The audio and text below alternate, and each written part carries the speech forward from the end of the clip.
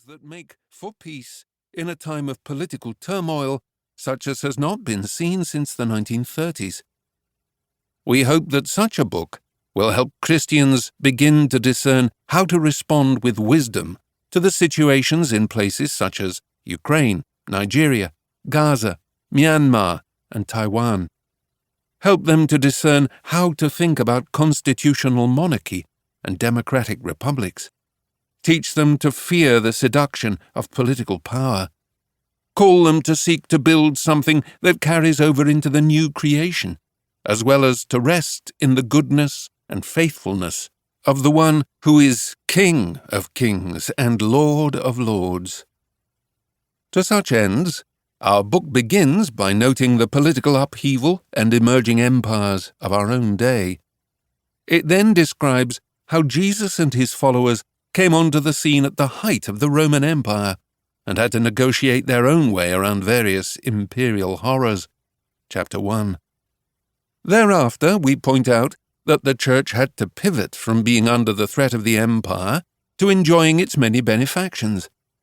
The Church's relationship with emperors, and then with kings and princes in the Middle Ages, fashioned a host of complications about church and state relations with which we are still living today. Christianity brought about a revolution in European civilizations and is now part of the political and moral DNA of the West. But the Church was also party to unholy alliances with Western rulers, not least in its complicity with European empires that wrought colonial violence all over the world. Yet whatever the good, bad, and ugly of history, the Church cannot retreat from politics. If we are to speak truth to power and stand up to the powers, then we must do kingdom business with the business of political power. Chapter 2. On the topic of the powers, these loom large in the scriptural narrative, with spiritual and political forces intersecting across the tapestry of history. Looking at Paul's letter to the Colossians, and especially at John's Gospel, we see that the powers of this age will be pacified by Jesus and then reconciled through him.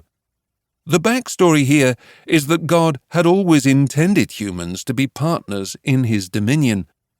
Yet the powers of the age fomented rebellion and wreaked havoc, so that creation itself now groans for deliverance. God's solution is to telescope authority into one human being, one child of Abraham, one Israelite, one son of David, the Messiah. His death makes atonement for sins and brings a victory that results in the ruler of the world being cast out and the powers of darkness being disarmed. In the here and now, governments might have power, but they are merely granted power, and they will be held to account for how that power is exercised. The Christian vocation is neither pious longing for heaven, nor scheming to make Jesus king by exerting force over unwilling subjects.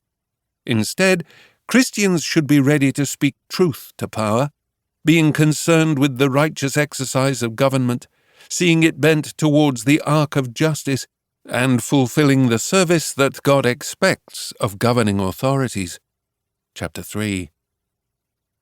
Following naturally on from that point, we must address more concretely the topic of how to build for the kingdom in what is becoming a frightening and fraught world. The kingdom might not be from this world, but it is most certainly for this world, so we cannot retreat from the world with our kingdom mission. So, we proffer some suggestions as to what building for the kingdom looks like in actual practice. Chapter 4, which reworks several of Tom's lectures, articles, and resources from his books God in Public and How God Became King, Getting to the Heart of the Gospels. We next discuss the topic of submission to governing authorities, Chapter 5, and when Christian witness requires us actively to disobey them, Chapter 6. These are difficult and complicated subjects, and we are concerned to affirm the goodness of government as much as to explain what we might do if governments revert from public service to predatory tyranny.